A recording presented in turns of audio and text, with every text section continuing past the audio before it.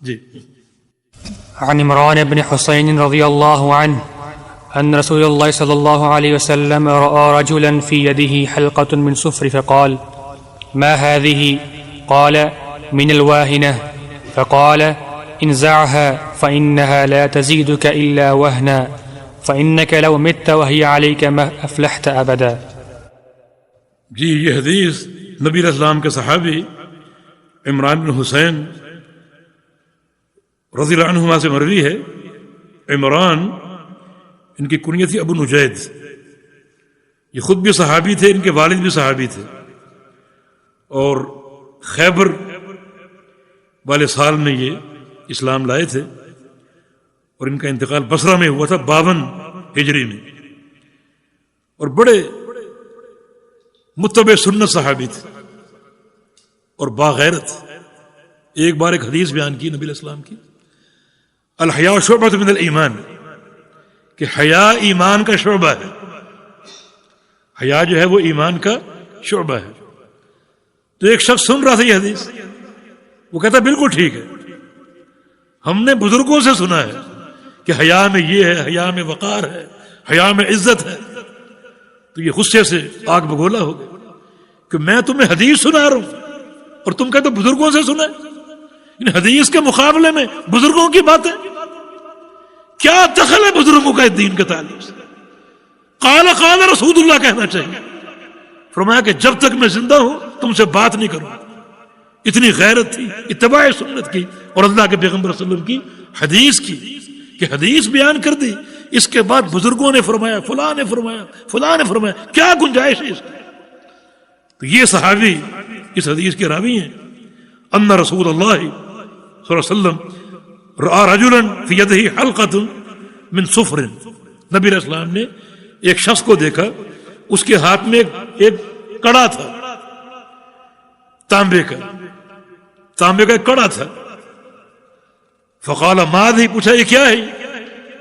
اب یہ کڑا پہن لیا, اس پر خواہ دم کیا ہو, کوئی منتر پڑا ہو یا نہ پڑا ہو, عقیدہ اگر یہ ہو کہ اس سے بلا ٹلے گی. فرمایا یہ کیا ہے؟ قال من الواہنہ, اس نے کہا کہ مجھے ایک تکلیف ہے واہنہ کی, اس کے علاج کے لیے پہنا ہوا. واہنہ ایک مرض ہے, یہ رگ میں تکلیف ہوتی ہے, کندھے کی رگ یا بالوں کی رگ تکلیف پھیلتی ہے, یہ تکلیف واہنہ کہلاتی ہے. تو یہ شدید تکلیف, اس تکلیف سے شفا کے لیے پہنے. تو آپ نے کیا فرمایا؟ انزع, اس کو اتار کے پھینکو. انزع کا معنی قوت سے کسی چیز کو اتار کے پھینک دینا, جلدی اتار کے پھینکو اس کو. فإنها لا تزيدك إلا وهنا, یہ کڑا تم نے شفا کے لیے پہنا ہے, مگر تمہیں سوائے وہن کے اور کمزوری کے کچھ نہیں دے گا. جسمانی کمزوری بھی اور عقیدے کی کمزوری, ایمان کی کمزوری. جب تک یہ پہنے رہو گے جسم بھی کمزور, ایمان بھی کمزور, عقیدہ بھی کمزور, اور توحید بھی قابل قبول نہیں. فإنك لو مت وهي عليك ما أفلحت أبدا, اگر تم مر گئے اس طرح, اس حال میں کہ یہ کڑا تم نے پہنا ہوا ہے, تم کامیاب نہیں ہو سکو گے, فلاح نہیں پا سکو گے, جہنم سے نہیں بچ سکو گے اگر کڑا پہنے ہوئے فوت ہو. دیکھیں توحید کی حقیقت اور شرک کی مذمت اور شناعت کتنی خوفناک اور ہیبتناک چیز ہے. اگر یہ پہنے مر گئے تم کامیاب نہیں ہو سکو. کیوں؟ اس لیے کہ اس کڑے پر بھی اعتماد اللہ غیر اللہ ہے, غیر اللہ سے شفا کی امید, شفا کی توقع, شفا کی دعا, جو کہ عین شرک ہے, اور ایسا بندہ قطعاً کامیاب نہیں ہوگا. یہ حدیث مسند احمد کی ہے, ابن حبان میں بھی ہے, اور مستدرک حاکم میں بھی. امام حاکم نے اس کو صحیح کہا ہے, اور امام ذہبی جنہوں نے مستدرک کی تلخیص کی ہے, انہوں نے اس حدیث کی روایت میں حاکم کی موافقت کی, مانا انہوں نے بھی اس حدیث کو صحیح مانا ہے. جی. وله عن عقبة بن عامر مرفوعا من تعلق تميمة فلا أتم الله له ومن تعلق ودعة فلا ودع الله له. وفي رواية من تعلق تميمة فقد أشرك. ولابن أبي حاتم عن حذيفة أنه رأى رجلا في يده خيط من الحمى فقطعه وتلا قوله وما يؤمن أكثرهم بالله إلا وهم مشركون. وَلَهُ، گویا یہ حدیث مسند احمد کی ہے، اور اس کے راوی عقبہ بن عامر رضی اللہ عنہ نبی علیہ السلام کے صحابی اور بڑے یہ علم کے حریص تھے اور متبع سنت تھے. چھوٹا سا واقعہ ان کی اتباع سنت کا، جب نبی علیہ السلام حج کے لیے جانے لگے تو ان کی بہن عقبہ بن عامر کی بہن بڑے شوق سے حج کی تیاری کر رہی ہیں، اور ساتھ ساتھ 3 جو ہیں وہ نظریں مان لی، یہ 3 ارادے کر لی کہ میں سفر حج کروں گی ننگے پاؤں، اور پیدل چلوں گی اور ننگے سر، تاکہ اجر زیادہ ملے. ننگے پاؤں تاکہ چلوں تو کانٹے چبھیں، ٹھوکریں لگیں، پاؤں زخمی ہوں، اجر ملے گا. ننگے سر اس لیے کہ اس دور میں عورت کی تکریم سر ڈھانپنے میں تھی، اور عورت کا تذلل سر کھولنے میں تھا. تو اللہ کے لیے یہ نیکی کرنے جا رہی ہوں، اللہ کے سامنے سر کھلا رکھوں، یعنی ذلت کا اظہار، اور پیدل تاکہ خوب تھک جاؤں، اجر زیادہ ملے، حالانکہ سواری ساتھ ہوگی. یہ 3 عزم کر لی. تو عقبہ بن عامر نے کہا میری بہن ابھی تیزی نہ دکھاؤ، اللہ کے پیغمبر موجود ہیں، ان سے پوچھ تو لیں پہلے کہ یہ عزم اور یہ ارادہ جائز بھی ہے یا نہیں. اس سے کیا ثابت ہوا کہ نیکی کا راستہ کوئی صحابی بھی طے کرے تو قابل قبول نہیں جب تک اللہ کے پیغمبر کی تصدیق نہ ہو. اب یہ نبی علیہ السلام کے پاس آئے اور کہا کہ ان اختی نذرت ان تحج البیت ماشیۃ حافیۃ حاصرۃ، کہ میری بہن نے ارادہ کیا ہے کہ حج بیت اللہ پیدل کرے گی اور ننگے سر اور ننگے پاؤں. ٹھیک ہے، یہ درست ہے. فرمایا کہ ان اللہ عن نذر اختک لبری، اپنی بہن سے کہہ دو اللہ ناراض ہے. کیا سمجھے آپ؟ وہ نیکی سمجھ رہے کہ ثواب ملے گا، اجر ملے گا. لیکن بھائی کسی بھی عمل کی صالحیت اور اجر اور اس کے نیک ہونے کا تعین اللہ کے پیغمبر کریں. عقبہ بن عامر گھر آئے، اپنی بہن کو روکا، یہ سارا طریقہ غلط ہے. تو یہ صحابہ کی اتباع سنت، کس طرح وہ پیغمبر علیہ السلام کی سنت کے حریص تھے. ان کے اور بھی بڑے مناقب ہیں، لیکن اس سے کم از کم یہ درس تو ہمیں ملتا ہے نا کہ ہم نبی علیہ السلام کی سنت کے متبع بنے، بدعت سے بچیں، اور کوئی عمل اس وقت تک نہ کریں جب تک اس عمل کی تصدیق اللہ کے پیغمبر سے نہ ہو جائے. پیارے پیغمبر کا فرمان ہے من عمل عملا لیس علیہ امرنا فہو رد، جو شخص کوئی ایسا عمل کرے جس پر ہمارا ٹھپا نہ ہو، تصدیق نہ ہو، وہ مردود ہے. جی یہ فرماتے ہیں کہ من تعلق تمیمۃ، مرفوع روایت ہے، من تعلق تمیمۃ فلا اتم اللہ لہ، کہ جو شخص تمیمہ لٹکائے فلا اتم اللہ لہ، اللہ تعالیٰ اس کی کوئی مراد پوری نہ کرے. مستقل بد دعا قیامت تک کے لیے. جو شخص تمیمہ لٹکائے اللہ تعالیٰ اس کی کوئی مراد پوری نہ کرے. تمیمہ کیا ہے؟ تمیمہ یہ منکے وغیرہ، موتی منکے، یا پھر تمیمہ کاغذ پر لکھی ہوئی تحریر ہو جس کو اب تعویذ کہتے ہیں. جو شخص تمیمہ لٹکائے اللہ تعالیٰ اس کی کوئی مراد پوری نہ کرے. تو تمیمہ کی بحث آگے اگلے باب میں آ رہی، انشاءاللہ وہاں تفصیلی بات ہوگی. تو پیغمبر علیہ السلام کی مستقل یہ بد دعا کہ اللہ رب العزت تمیمہ لٹکانے والے کی کوئی مراد پوری نہ کرے. اور آگے کیا فرمایا؟ تمن تعلق وداعۃ فلا ودع اللہ لہ. ودع کیا معنی اس کا کیا؟ ودع کا کوئی توجہ بھی ہے آپ کی؟ کیا معنی ہے؟ جی معنی دیکھ رہے ہیں، جاگ رہے ہیں. یہ سفید رنگ کی ایک چیز جو سمندر سے حاصل ہوتی ہے، اس کو سیب کہا جاتا ہے. تو یہ بھی بعض لوگ دفع شر کے لیے باندھا کرتے تھے، لٹکایا کرتے تھے. پیارے پیغمبر محمد رسول صلی اللہ علیہ وسلم اس کو اور ایسے لوگوں کو قیامت تک کے لیے مستقل یہ بد دعا دے رہے ہیں کہ جو ودع سیب لٹکائے یا باندھے یا اس سے تعلق جوڑے دفع شر کے لیے، حصول خیر کے لیے، فلا ودع اللہ لہ، اللہ تعالیٰ اس کو کبھی راحت نہ دے، اسے کبھی آرام سے نہ رکھے، کبھی سکون سے نہ رکھے۔ اور میرے بھائی، اگر دنیا میں سکون مل بھی جائے، اللہ تعالیٰ کی ابتلا ہوتی ہے بعض اوقات، اللہ ڈھیل دیتا ہے، تو مرنے کے بعد کبھی سکون نہیں ملے گا۔ ایسے انسان کی قبر کبھی ٹھنڈی نہیں ہوگی، اور قیامت کا عذاب تو اس کا منتظر ہے ہی۔ تو یہ بڑی شدید وعید ہے۔ وجہ کیا ہے؟ وجہ یہ ہے کہ اس شخص کا اعتماد اس تمیمہ پر ہے، اس سیپ پر ہے، حصول خیر کے لیے اور دفع شر کے لیے۔ حالانکہ توحید کا تقاضا یہ ہے کہ خیر مطلوب ہو تو اللہ سے مانگو، اور شر سے اگر بچاؤ مقصود ہو اور شر کو ٹالنا مقصود ہو تو بھی اللہ تعالیٰ سے۔ یہ توحید ہے اور یہ شرک ہے۔ جی، من تعلق تمیمہ اشرک، جو تمیمہ لٹکائے گا اس نے شرک کیا۔ تو تمیمہ کی بات اگلے باب میں آ رہی ہے، انشاءاللہ وہیں اس کو پورا کریں گے۔ آگے ولابن أبي حاتم عن حذيفة أنه رأى رجلا في يده خيط من الحمى فقطعه وتلا قوله وما يؤمن أكثرهم بالله إلا وهم مشركون۔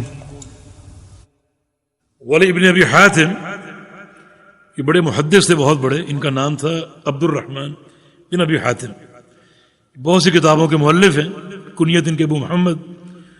یہ روایت کرتے ہیں حذیفہ بن یمان سے، کہ اپنی کتاب میں حذیفہ سے روایت کرتے ہیں، اور حذیفہ نبی علیہ السلام کے صحابی حذیفہ بن یمان رضی اللہ عنہ، ان کا شمار سابقین اولین میں ہوتا ہے، اور ان کا ایک لقب ہے صاحب السر، رازدان، اللہ کے نبی کے رازدان۔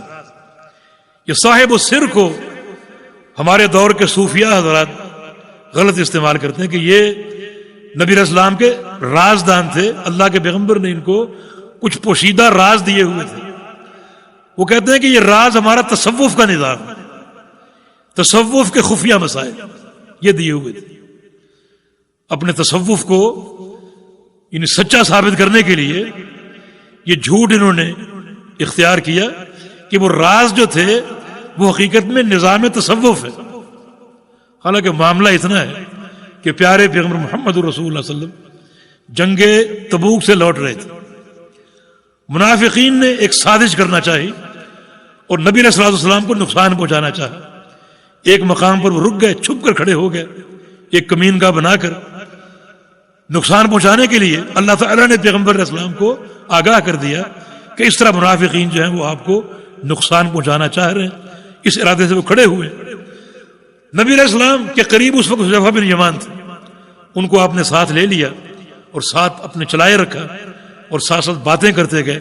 وہ باتیں کیا تھیں؟ اللہ تعالیٰ نے پیغمبر علیہ السلام کو ان منافقین کے نام بتائے، منافقین کے نام بتائے، فلاں منافق ہے، فلاں منافق ہے، فلاں منافق ہے، اور پیغمبر علیہ السلام نے وہ نام حذیفہ کو بتا دیے ایک راز کے طور پر کہ میرا یہ راز ہے، یہ راز۔ اب صوفیاء کہتے ہیں کہ یہ تصوف کا نظام بتایا تھا، تصوف کا نظام سکھایا تھا، حالانکہ کتنی بڑی گپ ہے یہ۔ اصل یہ راز تھا۔ امیر عمر بن خطاب رضی اللہ عنہ اپنے دور خلافت میں حذیفہ کو بلاتے ہیں اور کہتے ہیں کہ تمہارے پاس منافقین کے نام ہیں، لسٹ ہے۔ عرض کیا کہ جی ہاں۔ فرمایا مجھے بتا دو۔ کہا کہ نہیں، یہ اللہ کے پیغمبر کا راز ہے، میں راز کیسے افشا کروں؟ تو عمر بن خطاب نے کیا فرمایا؟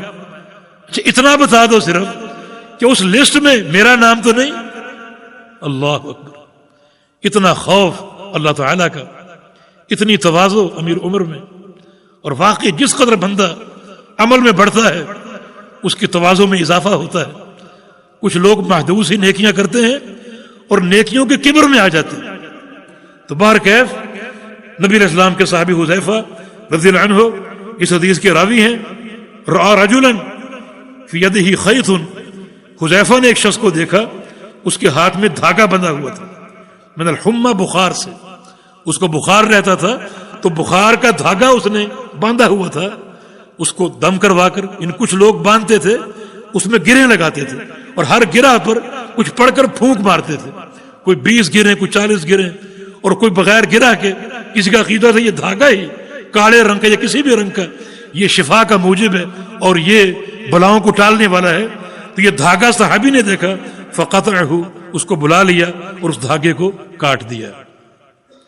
بتلا قولہ تعالی، اور یہ آیت کریمہ تلاوت کی، وما یؤمن اکثرهم باللہ الا هم مشرکون، کہ اکثر لوگ جو ایمان لاتے ہیں، ایمان کے دعوے دار ہیں، مگر وہ شرک کرتے ہیں، یعنی ایمان لانے کے باوجود شرک کرتے.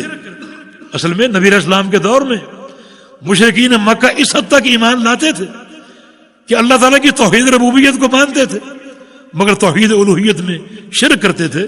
اس کی اور بھی تفسیریں ہو سکتی ہیں. تو وہ لوگ جو ایمان کا دعویٰ کریں مگر کسی اعتبار سے ان کے عمل میں، عقیدے میں شرک ہو، اس آیت کریمہ کے مصداق ہیں. تو تم اس شخص کو مخاطب کیا کہ تم ایمان کے دعوے دار ہو، مگر یہ عمل شرک ہے، یہ عمل شرک ہے، یہ دھاگا باندھنا شرک ہے. آپ نے اس کو کاٹ کر پھینک دیا. کیوں؟ اس لیے کہ یہ دھاگا اگر تم باندھو گے تو یہ تعلق بغیر اللہ ہوگا، غیر اللہ سے دفع شر کی توقع ہوگی، اور یہ شرک ہے. دفع شر کے لیے اور جلب خیر کے لیے صرف اللہ رب العزت کو پکارا جائے، اسی سے دعائیں کی جائیں اور اسی سے سوال کیا جائے. جی. قال المؤلف رحمه الله تعالى في باب ما جاء في الرقى والتمائم. في الصحيح عن أبي بشير الأنصاري رضي الله عنه أنه كان مع رسول الله صلى الله عليه وسلم في بعض أسفاره فأرسل رسولا ألا يبقين في رقبة بعيرة قلادة من وتر أو قلادة إلا قطعت. وعن ابن مسعود رضي الله عنه. جزاک اللہ خیر. آگے پڑھتے ہیں انشاءاللہ باری باری. یہ باب ما جاء فی الرقا والتمائم، رقا اور تمائم کے بارے میں شریعت میں کیا وارد ہوا. رقا رقیہ کی جمع ہے جس کا معنی دم کرنا، اور تمائم تمیمہ کی جمع جس سے مراد منکے وغیرہ یا تعویذ وغیرہ. شریعت میں ان کے بارے میں کیا حکم وارد ہوا. دیکھیں رقا جو ہے دم، کچھ باتیں اس پر ہو چکی ہیں. دم کرنا یہ شرعاً ثابت ہے، لیکن دم جو ہے وہ یعنی شرعی اورات سے ہو اور اس میں کوئی شرکیہ کلمہ نہ ہو. اللہ تعالیٰ کے اسماء و صفات، موجب برکتیں، قرآن کی آیتیں، قرآن کی صورتیں، جیسے پیغمبر علیہ السلام کی حدیث سورہ فاتحہ کے بارے میں، نعمت الرقیہ، یہ سب سے بہترین دم ہے.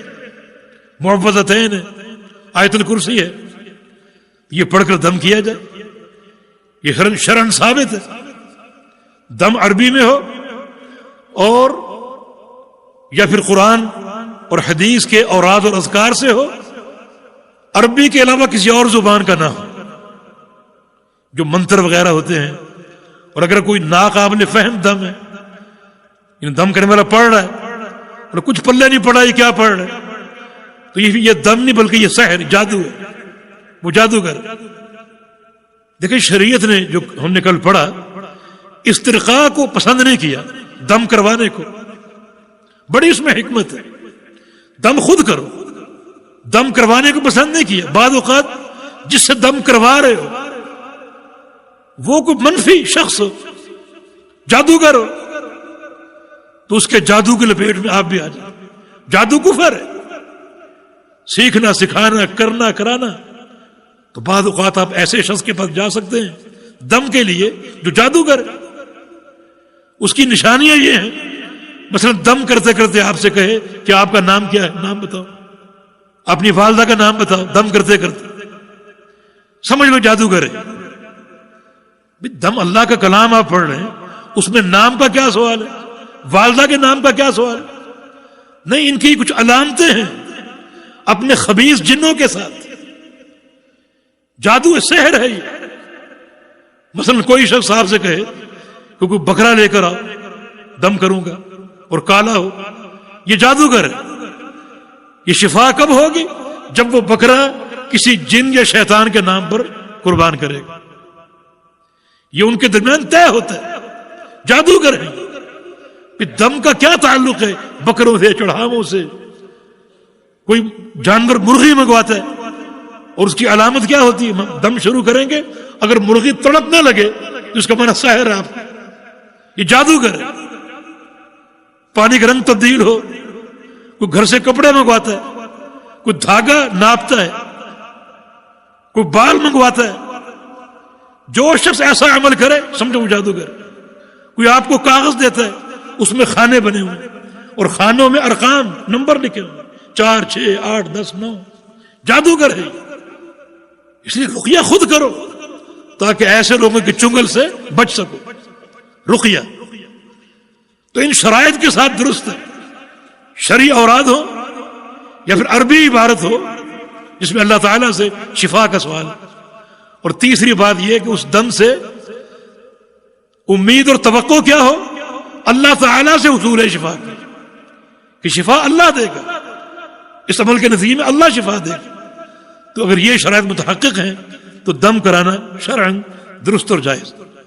اور جہاں تک تمائم کا تعلق ہے، یہ منکے وغیرہ، خرزات وغیرہ یا پھر تعویذ وغیرہ، تو منکے، اگر منکوں کے ساتھ آپ کا جو توقع اور امید کہ منکے لٹکانے سے شفا ملے گی، یہ باطل ہے، یہ بھی ناجائز ہے۔ اور جہاں تک تعویذ ہے تو تعویذ بھی ناجائز ہے۔ کیوں؟ اس لیے کہ پیغمبر علیہ السلام سے ثابت نہیں۔ تعویذ کی کم از کم برائی یہ ہے کہ اللہ کے نبی نے کبھی تعویذ نہیں کیا۔ صحابہ بیمار ہوتے تھے، خود بیمار ہوتے تھے، پیارے پیغمبر نے کبھی نہ تعویذ لکھا نہ لکھوایا، نہ صحابہ سے عمل ثابت ہے۔ صرف مسند احمد میں ایک عمل عبداللہ بن عمرو بن عاص کا ملتا ہے کہ وہ نظر بد کا جو ذکر ہے، شرعی ذکر، اعوذ بکلمات اللہ التامات، بڑے بچوں کو یاد کرواتے تھے، اور چھوٹے بچے جو یاد کرنے کی صلاحیت نہیں رکھتے تھے ان کو کاغذ پر لکھ کر گلے میں لٹکا دیا کرتے تھے۔ اگر اس سے مراد تعویذ ہے، اول تو یہ کہ یہ حدیث ضعیف ہے، یہ حدیث ضعیف ہے۔ اس میں ایک راوی محمد بن اسحاق بذات خود ثقہ ہے مگر مدلس ہے، اس کا عنعنہ قابل قبول نہیں، اور اس سند میں اپنے شیخ عمر بن شعیب سے یہ عن سے روایت کر رہے ہیں، تو تدلیس کی بنا پر یہ حدیث منقطع شمار ہوگی اور قابل قبول نہیں۔ لیکن برسبیل صحت کچھ علماء نے اس کا اچھا معنی بیان کیا کہ بچوں کے گلے میں لکھ کے لٹکا دیا کرتے تھے تاکہ یہ چھوٹے بچے چلتے پھرتے کھیلتے کودتے اس کو یاد کر لیں، رٹ لیں، دیکھ دیکھ کر یاد کر لیں، جب مقصد پورا ہو گیا پھر اتار لیتے تھے۔ تو مقصد بطور تعویذ نہیں تھا بلکہ مقصد برائے حفظ تھا، برائے تعلیم تھا، اور کوئی مقصد نہیں تھا۔ لیکن اولاً یہ حدیث ضعیف ہے تو اس سے یہ تعویذ ثابت نہیں ہوتا۔ سلف صالحین نے گو اس میں اختلاف پایا جاتا ہے، کچھ جواز کے قائل تھے، لیکن صحیح قول جو نصوص کے مطابق وہ یہی ہے کہ تعویذ اور خرزات اور منکے تمائم ان سب کو لٹکانا ناجائز ہے، کیونکہ پیغمبر علیہ السلام کے عمل سے ثابت نہیں۔ دوسرا، یہ توکل علی الغیر، غیر اللہ پر توکل ہے۔ آپ ان منکوں سے اور کاغذ کے ٹکڑے سے آپ شفا کی امید لگائے بیٹھے ہیں، حالانکہ شفا اور خیر کی طلب اللہ تعالیٰ سے ہوتی ہے، اور دفع شر کے لیے اللہ تعالیٰ سے دعائیں کی جائیں، اللہ تعالیٰ سے رجوع کیا جائے۔ جی، تو یہ حدیث فی الصحیح، مراد صحیح ہیں، بخاری مسلم ہیں، اور راوی اس کے ابو بشیر الانصاری ہیں جن کا نام قیس بن عبید تھا۔ یہ جنگ خندق میں موجود تھے اور یہ بھی طویل العمر صحابی تھے، ان کی عمر 100 سال سے زائد تھی۔ یہ فرماتے ہیں کہ رسول اللہ صلی اللہ علیہ وسلم کے ساتھ میں ایک سفر میں تھا۔ سفر کا تعین نہیں ہے کون سا سفر تھا، سفر کی تعین نہیں ہے۔ فارسل رسولا، تو آپ صلی اللہ علیہ وسلم نے اپنا ایک نمائندہ بھیجا ایک اعلان کرنے کے لیے۔ نمائندے کا نام بعض روایتوں میں زید بن حارثہ آتا ہے۔ اعلان کیا تھا؟ لا يبقين في رقبة بعير قلادة من وتر او قلادة الا قطعت، کہ اونٹوں کے گلوں میں، اونٹوں کی گردنوں میں وتر کا قلادہ باقی نہ رہے، کاٹ دیا جائے۔ جن جن لوگوں کے اونٹوں کے گلوں میں قلادہ ہے وہ اس کو کاٹ دیں۔ یہ جو حدیث ہے نا، قلادۃ من وتر او قلادہ، راوی کو شک ہے کہ قلادہ کہا یا قلادۃ من وتر کہا۔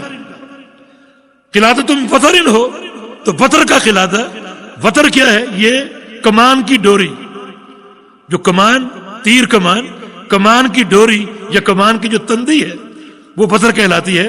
اور مشرکین مکہ ان کا یہ عقیدہ تھا کہ کمان کی ڈوری جو ہے اس کا قلادہ بنا کر اگر اونٹ کے گلے میں لٹکا دیا جائے، باندھ دیا جائے، تو اونٹ کو بیماری نہیں لگتی اور نظر بد سے وہ محفوظ رہتا ہے۔ یہ بھی تعلق الی غیر اللہ ہے، اعتماد الی غیر اللہ ہے۔ لہذا اللہ کے پیغمبر نے اس کی نفی فرمائی، اس کا انکار فرمایا اور کاٹنے کا حکم دیا۔ اور عام قلادہ بھی حدیث میں دونوں باتیں مذکور ہیں، تو نفع سے خالی نہیں ہے۔ اگر عام قلادہ بھی اس نیت سے پہنایا جائے کہ نظر بد سے بچ جائے، بعض لوگ کالے رنگ کے دھاگے کو نظر بد سے بچاؤ کے لیے ایک نسخہ شافیہ قرار دیتے ہیں، حالانکہ بالکل یہ تعلق الی غیر اللہ ہے، تعلق بغیر اللہ ہے، غیر اللہ سے شفا کی توقع جو کہ شرک ہے۔ ہاں قلادہ اگر اس لیے باندھا جائے اونٹ کے گلے میں رسی باندھنے کے لیے تاکہ اس کو کھینچا جا سکے، چلایا جا سکے، ہانکا جا سکے، تو یہ ایک مصلحت ہے۔ لیکن اگر اس لیے باندھا جائے کہ یہ مرض سے محفوظ رہے، بیماری سے محفوظ رہے، تو پھر یہ تعلق بغیر اللہ ہے حصول شفا کے لیے، جو کہ شرک ہوگا۔ جی۔ وعن ابن مسعود رضی اللہ عنہ قال سمعت رسول اللہ صلی اللہ علیہ وسلم يقول ان الرقى والتمائم والتولة شرک۔ ہاں اس حدیث میں، یہ مسند احمد کی حدیث ہے اور سنن ابی داؤد کی بھی حدیث ہے، جناب ابن مسعود رضی اللہ عنہ سے راوی ہیں، فرماتے ہیں کہ اللہ کے پیغمبر نے یہ فرمایا، میں نے خود سنا کہ ان الرقى والتمائم والتولة شرک، تین چیزیں، رقا، تمائم اور تیوالہ، یہ شرک ہے۔ رقا وہی دم، دم کب؟ جب شرکیہ ہو، مطلق نہیں، کیونکہ نبی صلی اللہ علیہ وسلم کی حدیث صحیح مسلم میں ہے، آپ نے فرمایا تھا کہ اعرضوا علی رقاکم، اپنے دم مجھ پر پیش کرو۔ صحابہ دم کرتے تھے، مجھ پر پیش کرو۔ آگے فرمایا کہ لا باس بالرقا ما لم تکن شرکا، اس وقت تک دم میں کوئی حرج نہیں جب تک وہ شرک سے خالی ہے۔ اگر دم میں شرکی الفاظ ہوں گے تو پھر وہ شرک ہے، اور کرنے والا مشرک ہے، اور کرانے والا بھی مشرک ہے اگر شرکی الفاظ۔ کچھ لوگ دم کرتے ہیں، اس میں اصحاب کہف کے ناموں کا واسطہ دیتے ہیں، اصحاب کہف کے کتے کا واسطہ دیتے ہیں، دم کرتے ہوئے تعویذ لکھتے ہیں۔ ایک انسان کہاں تک گر چکا ہے کہ کتوں کو مشکل کشا مانتا ہے۔ اللہ کے پیارے پیغمبر نے فرمایا کہ دم شرک ہے، شرکیہ دم۔ اگر دم شرک سے پاک ہے تو وہ ثابت ہے ان شرائط کے ساتھ جو ہم نے ذکر کر دی۔ اسی طرح تمائم، تمیمہ کی جمع، وہی خرزات، منکے وغیرہ یا تعویذ وغیرہ جو ہم نے وعدے کر دیا۔ اور تیوالہ، تیوالہ یہ ایک مخصوص تعویذ ہے جو محبت کے لیے دیا جاتا ہے، یعنی شوہر کے دل میں اس کی بیوی کی محبت پیدا ہو جائے یا بیوی کے دل میں شوہر کی محبت پیدا ہو جائے۔ اگر شوہر بیوی سے دور رہتا ہے، کھچا کھچا رہتا ہے، تو یہ ایک تعویذ چلتا تھا محبت کو پیدا کرنے کے لیے، تیوالہ۔ یہ ایک مخصوص، اس میں ذکر اللہ نہیں، یہ ایک مخصوص چیز تھی تیوالہ جو لٹکائی اور بنائی جاتی تھی، اور اس سے محبت کا جلب حاصل کرنا مقصود ہوتا تھا۔ اللہ کے پیارے پیغمبر نے اس کو بھی شرک قرار دیا۔ یہ بھی تعلق بغیر اللہ ہے اور اعتماد علی غیر اللہ ہے۔ یہ بات ابن مسعود نے کب کہی تھی؟ اس کے پیچھے قصہ ہے۔ ان کی بیوی زینب رضی اللہ عنہا گھر میں بیٹھی تھی، آپ باہر سے آئے، اپنی بیوی کے گلے میں وتر دیکھا، دھاگا دیکھا، فرمایا یہ کیا ہے؟ کہا کہ یہ مجھے تکلیف ہے، اس سے میں نے یہ پہنا ہے تاکہ مجھے تکلیف سے شفا مل جائے۔ اس کو آپ نے کاٹا اور کاٹ کر پھینکا اور فرمایا کہ ان آل عبداللہ اغنیاء من الشرک، عبداللہ کی آل، عبداللہ کا خاندان شرک سے بری ہے، یہ عمل شرک ہے۔ ان کی بیوی نے کہا کہ ایک دور تھا میری آنکھ میں درد تھی، تو ایک یہودی کے پاس میں جایا کرتی تھی، وہ ایک دم کرتا تھا تو مجھے سکون مل جاتا تھا، تو شفا تو ہے اس میں۔ اب دیکھیں عقیدے کا استحکام، کتنا مستحکم عقیدہ۔ فرمایا کہ ایسے لوگوں کے ساتھ شیطان ہوتا ہے، جب تم اس سے دم کرواتی تھی تو شیطان اس کو پرسکون کر دیتا تھا، اور جب تم وہاں سے آ جاتی تو شیطان اس میں چھیڑ چھاڑ کرتا تھا تاکہ تکلیف ہو۔ یعنی شیطان اور انسان، یہ انسان بھی شیطان ہے، ان کی ملی بھگت جو ہے یہ لوگوں کو گمراہ کر رہی ہے۔ ایسے بندے جو بیٹھے ہوئے درگاہیں سجا کر، اپنے ڈیرے سجا کر، ان کے شیطانوں سے عقد ہوتے ہیں، اس کی علامتیں ہوتی ہیں، ان علامتوں کو استعمال کر کے وہ ان کو لاتے ہیں، حاضر کرتے ہیں، اور ساتھ مل کر وہ لوگوں کو گمراہ کرنے کی سازشیں کرتے ہیں، ترکیبیں کرتے ہیں، اور پھر ایسے لوگ بعض اوقات ان کو شفا دے دیتے ہیں تاکہ ان کے عقیدے اور مضبوط ہو جائیں ان تعویذوں پر اور ان منکوں پر۔ تو اس کی بالکل بےخونی کر دی گئی کہ رقاء ہو، شرکیہ تمائم ہو، تیوالا، یہ سب کا سب شرک ہے، اور ان کا استعمال کرنا یہ توکل کے منافی ہے، یہ تعلق بغیر اللہ ہے، اور غیر اللہ سے شفا کی طلب ہے جو کہ شرک ہے۔ جی۔ وعن عبد الله بن حكيم مرفوعا من تعلق شيئا وكل إليه۔ عبداللہ بن حکیم، یہ ابو محمد ان کی کنیت ہے، اور یہ کوفہ کے ہیں۔ یہ امام بخاری فرماتے ہیں کہ انہوں نے نبی علیہ السلام کا زمانہ پایا ہے لیکن ملاقات نہیں ہوئی، ان کا سمع اللہ کے پیغمبر سے ثابت نہیں، اس لیے حدیث منقطع ہے یہ۔ مگر اس کی ایک سند صاحب تحسیر نے یہ لکھا ہے کہ اس کا ایک شاہد موجود ہے، گو یہ منقطع ہے مگر اس کا شاہد موجود ہے۔ اور حدیث کیا ہے؟ من تعلق شیئا وکل الیہ، کہ جو شخص کوئی چیز لٹکاتا ہے وہ اس کے سپرد کر دیا جاتا ہے، کوئی تمیمہ ہو، بطر ہو، قلادہ ہو، منکا ہو، خرز ہو، موتی ہو، لٹکائے حصول شفا کے لیے، دفع شر کے لیے، تو وہ اس کے سپرد کر دیا جاتا ہے۔ یہ بھی ایک وجہ ہے اس کے شرک ہونے کی، کیونکہ یہ توکل علی غیر اللہ ہے۔ توحید توکل علی اللہ کا نام ہے، اور غیر اللہ پر توکل کرنا شرک ہے۔ تو جو شخص کوئی چیز لٹکائے گا وہ اس کے سپرد کر دیا جائے گا، تو یہ ایک توجیہ ہے تمیمہ کے شرک ہونے کی۔ چلے اگر یہ حدیث ضعیف ہے، منقطع ہے اس کی سند، تو ہم نے عرض کیا کہ تمیمہ کا کم از کم حکم یہ ہے کہ یہ بدعت ہے، اللہ کے پیارے پیغمبر سے اس کا کوئی ثبوت نہیں ملتا۔ جی۔ التمائم شيء يعلق على الأولاد من العين، لكن إذا كان المعلق من القرآن فرخص فيه بعض السلف وبعضهم لم يرخص فيه ويجعله من المنهي عنه، منهم ابن مسعود رضي الله عنه۔ ہاں، شیخ نے خود وضاحت کی ہے کہ تمائم کیا ہے؟ کوئی بھی شے یعلق علی الاولاد، جو بچوں پر لٹکائی جاتی تھی، من العین، نظر بد سے بچانے کے لیے۔ تو بچوں کو نظر بد سے بچانے کے لیے ان پر یہ چیز لٹکائی جاتی تھی، خواہ وہ کچھ بھی ہو، وہ دھاگا ہو، وہ تمیمہ ہو، یا وہ جو ہے منکا ہو، موتی ہو، تو یہ تمائم ہے۔ لیکن اذا کان المعلق من القرآن، لیکن جو لٹکائی جانے والی چیز ہے اگر وہ قرآن سے ہو، یعنی تعویذ جو باندھا جا رہا ہے، لٹکایا جا رہا ہے، اس میں اگر قرآنی آیتیں لکھی ہوں یا صورتیں لکھی ہوں، فرخص فی بعض السلف، بعض سلف نے اس کی اجازت دی ہے، وہ بعضهم لم يرخص فیہ، لیکن بعض علماء سلف نے اس کی رخصت اور اجازت نہیں دی، اور یہ قول زیادہ معتبر ہے، یعنی جو اس کے جواز کی نفی کرتے ہیں ان کا قول زیادہ معتبر ہے، نصوص سے اقرب اور ملتا ہے، اور جنہوں نے اس کی اجازت دی ہے ان کے پاس کوئی اساس نہیں ہے، کیونکہ نبی علیہ السلام کے عمل سے اور آپ کی سنت سے یہ ثابت ہے ہی نہیں۔ اور نفی کرنے والوں میں نبی علیہ السلام کے صحابی جناب ابن مسعود رضی اللہ عنہ اور ان کے تمام تلامذہ ہیں، ان کے تمام اصحاب ہیں جو اس کو ناجائز قرار دیتے تھے۔ والرقاء، جی۔ والرقاء هي التي تسمى العزائم، وخص منه الدليل ما خلا من الشرك، فقد رخص فيه رسول الله صلى الله عليه وسلم من العين والحمى۔ یہ رقاء، یہ عزائم، یہ دم وغیرہ، اس کی ہم نے بات کر دی کہ اس کی رخصت ہے، لیکن چند شرائط کے ساتھ جو بھی آپ نے سنی، تو رقیہ درست ہے، لیکن اگر ان شرائط سے یہ خالی ہوگا پھر یہ شرک ہوگا۔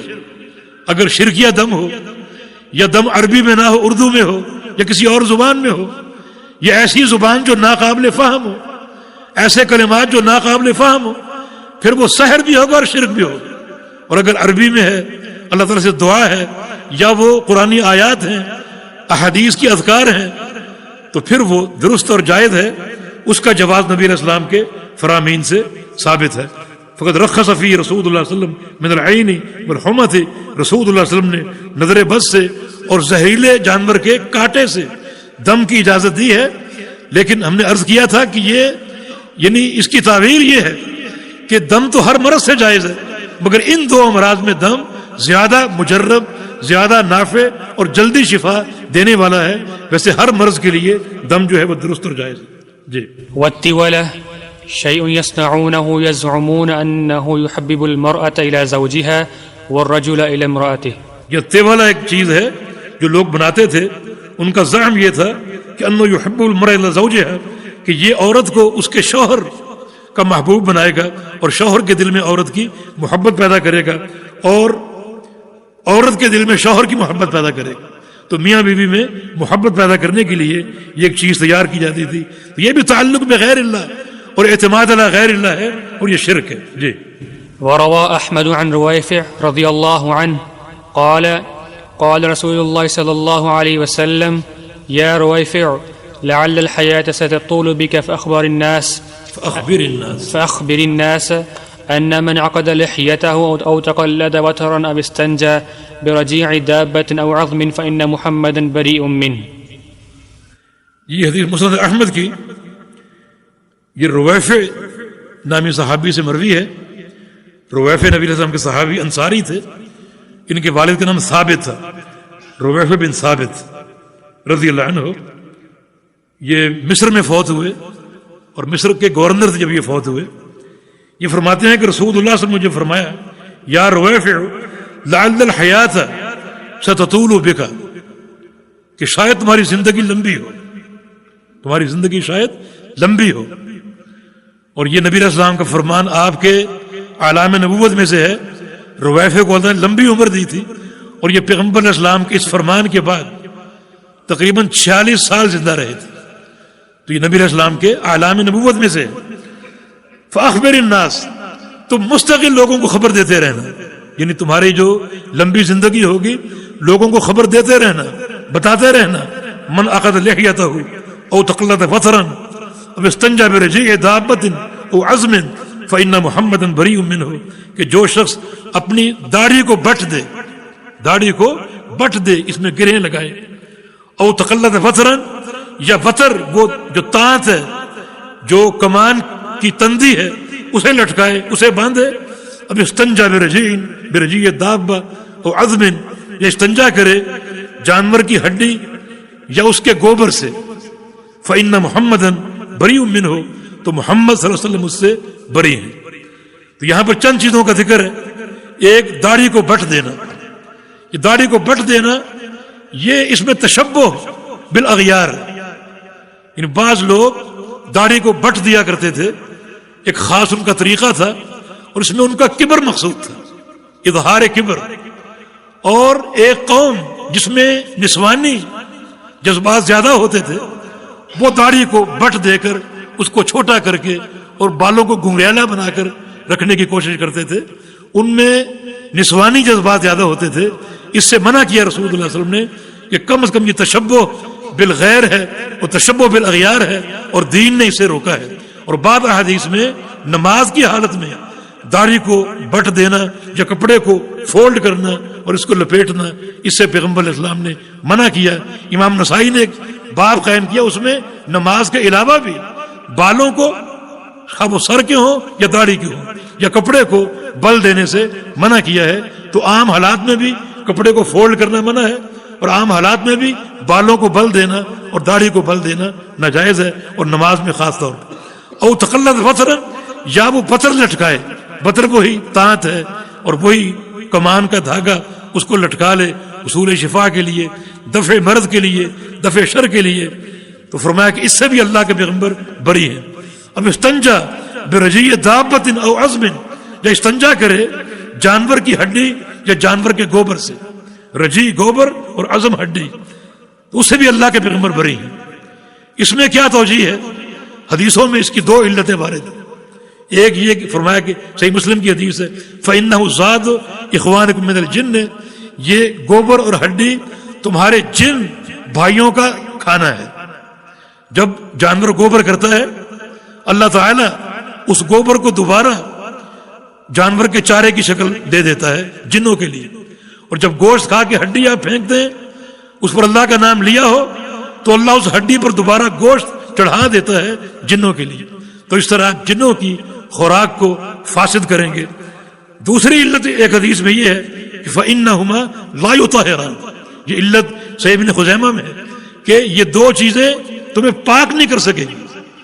بھی ہڈی میں چوسنے کی صلاحیت نہیں ہے تو اس سے استنجا کیسے جائز ہوگا، اور گوبر خود ناپاک ہے، ناپاک چیز پاک کیسے کرے گی. تو اس میں تطہیر کی صلاحیت نہیں. دونوں علتیں چونکہ منصوص ہیں اور شریعت سے وارد ہیں لہذا دونوں معتبر ہیں. تو یہاں باب سے تعلق جس چیز کا ہے وہ یہ ہے او تقلد وطرن، کہ جو دفع شر کے لیے دھاگا اپنے گلے میں لٹکائے گا، اپنی بازو سے باندھے گا، اس کا یہ عمل شرک ہے، کیونکہ یہ تعلق بغیر اللہ اور اعتماد علی غیر اللہ ہے. جی. وعن سعيد بن جبير قال من قطع تميمة من إنسان كان كعدل رقبة رواه وكيع. سعید بن جبیر عظیم تابعی ہیں، فرماتے ہیں کہ جو کسی انسان کے تعویذ کو کاٹ دے، کوئی دھاگا باندھا ہو، منکا باندھا ہو یا کوئی کڑا باندھا ہو، اس کو اتار دے، کاٹ دے، کان کعدل رقبہ، اللہ تعالیٰ اس کو ایک غلام آزاد کرنے کا ثواب دے گا. سعید بن جبیر بڑے ثقہ اور معتبر تابعی تھے، بڑے امام تھے. اپنی رائے سے یہ بات نہیں کہہ سکتے. ہمیں انشاءاللہ اچھا گمان ہے کہ یہ بات ضرور منصوص ہوگی اور یہ اجر ضرور متحقق ہوگا کہ جو شخص کسی کے تعویذ کو کاٹ دے، دھاگے کو کاٹ دے، اس نے باندھا ہو ان مقاصد کے لیے، تو اللہ تعالیٰ اس کو ایک غلام کے آزاد کرنے کا اجر دے گا. اور غلام کو آزاد کرنا بڑا اس کا اجر ہے. نبی علیہ السلام کا فرمان ہے من اعتق نسمة فی سبیل اللہ اعتق اللہ بکل عضو منہ کل عضو منہ من النار، کہ جو کسی غلام کو آزاد کرے گا اللہ تعالیٰ اس غلام کے ہر عضو کے بدلے اس شخص کے ہر عضو کو جہنم سے خارج کر دے گا اور جہنم سے نکال دے گا. جی. وله عن إبراهيم كانوا يكرهون التمائم كلها من القرآن وغير القرآن. وَلَهُ یہ ضمیر وکی کی طرف لوٹ رہی ہے. امام وکی رحمہ اللہ نے سعید کے قول کو روایت کیا ہے اور اس قول کو بھی روایت کی ہے. وکی بن جراح یہ بہت بڑے فقیہ تھے اور امام اور محدث تھے. ان کا تعلق کوفہ سے تھا اور امام احمد بن حنبل کے مشائخ میں سے ہیں، امام شافعی کے ساتھیوں میں سے ہیں، امام شافعی کے اصحاب میں سے ہیں. اور فائدے سے خالی نہ ہوگا، امام شافعی کے ایک دو شعر آپ کو سنا دیں. انہوں نے وکی سے ایک بات کا اظہار کیا تھا اور اس کو دو شعروں میں ذکر کیا. شکو خصوصاً طلاب، خاص طور پہ میرے لیے ایک طالب علم کے لیے یہ شعر انتہائی نافع ہیں. شکوت الی وکیع سوء حفظی فارشدنی الی ترک المعاصی واخبرنی بان العلم نور ونور اللہ لا یعطاہ عاصی.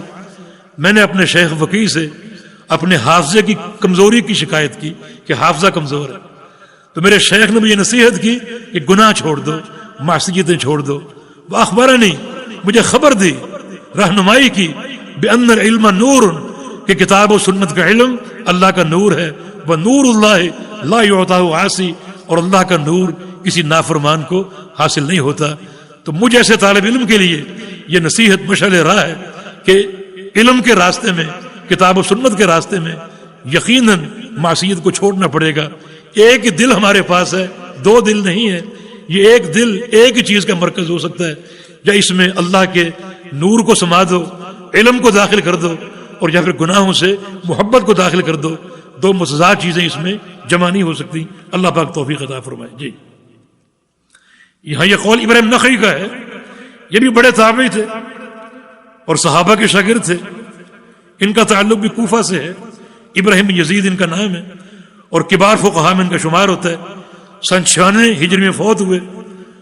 ان کی بھی ایک بات بڑی کارآمد کہ کس طرح سلف صالحین مخلص تھے. رات کو یہ قیام کرتے تھے اور قیام میں رویا کرتے تھے. تہجد میں بہت روتے تھے، بکا رویا کرتے تھے. اور جب فجر کی اذان ہوتی تو اپنے چہرے کو مل بل کے دھویا کرتے تھے تاکہ رونے کے آثار کو مٹا دوں. مسجد میں جاؤں گا لوگ دیکھیں گے اور آنکھوں سے رونا پہچان لیں گے، ریاکاری نہ بن جائے، اخلاص پر حملہ نہ ہو جائے. تو اچھی طرح چہرے کو دھو کر، آنکھوں کو مل مل کے صاف کر کے، رونے کے نشانت کو مٹا کر مسجد میں آتے تھے. یہ سلف صالحین کتنے مخلص اور کس قدر اپنے اخلاص کی حفاظت کرتے تھے. ہم جیسے طلاب علم کے لیے بھی اخلاص ایک بڑا سرمایہ ہے، اور قیام اللیل بھی یزید بن رومان چوٹی کے محدث، بڑی خوبصورت ان کی آنکھیں تھیں، ایک وقت آیا کہ نابینا ہو گئے، ان کا ایک شاگرد ان کو ایک عرصے بعد ملا، دیکھا کہ شیخ نابینا ہو چکے، پوچھا کہ ما فعلت العینان الجمیلتان، یا شیخ یہ خوبصورت آنکھیں کہاں گئیں؟ فرمایا کہ ذهب بہما بکاء اللیل بکاء الاسحار، سحری کے وقت کے رونے نے آنکھوں کو ختم کر دیا، آنکھوں کے نور کو ختم کر دیا۔ تو یہ دأب الصالحین، اللہ ہمیں بھی اس کی توفیق عطا فرمائے۔ ابن نقی فرماتے ہیں کانوا یکرہون التمائم کلھا من القرآن بغیر القرآن، کہ سلف صالحین یا خاص طور پہ اصحاب عبداللہ بن مسعود تمام تعویذوں کو مکروہ جانتے تھے، اور سلف کی اصطلاح میں مکروہ حرام کے معنی میں حرام قرار دیتے تھے تمام تعویذوں کو، من القرآن، خواہ وہ قرآنی آیات سے ہوں بغیر القرآن یا غیر قرآن سے ہوں، تمام تعویذوں کو وہ حرام قرار دیتے تھے۔ ابن نقی رحمہ اللہ کا یہ قول ہے جو انہوں نے سلف کی طرف یا خاص طور پہ اصحاب عبداللہ کی طرف بن مسعود منسوب کیا ہے۔ تو گویا ایک کثیر جماعت تعویذ کو ناجائز اور حرام قرار دیتی ہے، اور اس کی اسباب ہم نے پڑھ لیے، اس کے علل ہم نے پڑھ لیے، کہ عبداللہ بن عکین کی روایت سے کہ یہ توکل علی غیر اللہ من تعلق شیئا فقد وکل علیہ، کہ کوئی شخص کوئی بھی چیز لٹکا لے وہ اس کے سپرد کر دیا جاتا ہے، اور یہ توحید کی منافی ہے اور توحید کے تقاضوں کی منافی، جبکہ خالص توحید، توکل علی اللہ، اعتماد علی اللہ، دفع شر میں اور جلب خیر میں ضروری ہے کہ اللہ ہی پر توکل ہو، اسی پر اعتماد ہو۔ من یتوکل علی اللہ فهو حسبہ، اتنی بڑی نعمت ہے کہ اللہ خود کافی ہو جاتا ہے۔ سب سے بڑا صلہ ہی ابن قیم فرماتے ہیں کہ توکل کا صلہ سب سے بڑا ہے کہ اللہ فرما رہا ہے کہ مجھ پر توکل کرے گا میں اس کے لیے کافی ہوں۔ یہ نوید صرف توکل کے لیے، اتنا عظیم توحید کا شعبہ، اور یہ سارے امور توکل کے خلاف ہیں۔ سبحانک اللہم و بحمدک، اشہد ان لا الہ الا انت، استغفرک و اتوب الیک۔